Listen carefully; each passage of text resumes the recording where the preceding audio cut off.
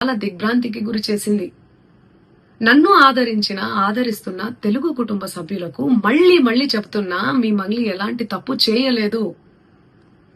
ఈ కేసుకు నాకు ఎలాంటి సంబంధమూ లేదు. అబద్ధాన్ని అబద్ధమని చెప్పి ఇంత గొంతు చింపుకొని చెప్తున్నా కూడా నాపై బురద చల్లడం ఆగడమే లేదు.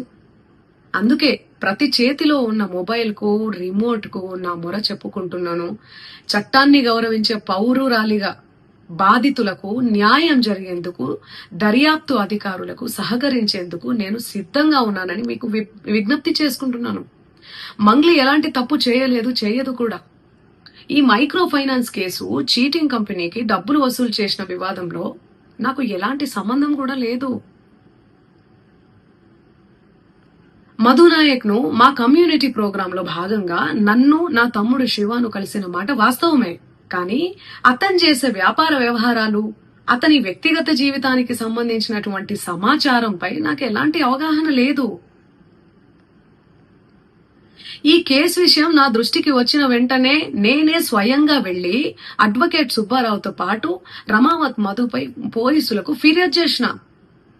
తప్పు చేసిన రమావత్ మధు అండ్ గ్యాంగ్ పై ఖచ్చితంగా చర్యలు తీసుకోవాల్సిందే.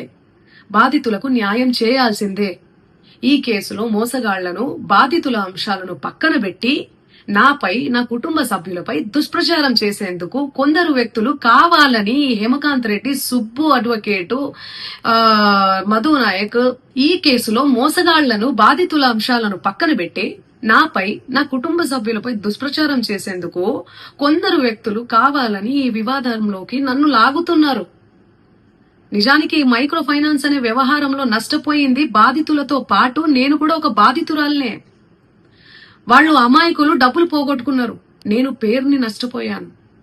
ఈ వివాదం తెరపైకి వచ్చినప్పటి నుండి ప్రతి క్షణం నా కుటుంబ సభ్యులు, నేను చేయని తప్పుకు బద్నామయ్యి మానసిక క్షోభకు గురి అవుతున్నాం. సో దయచేసి ఆలోచించండి అందరూ కూడా, ప్రజలారా.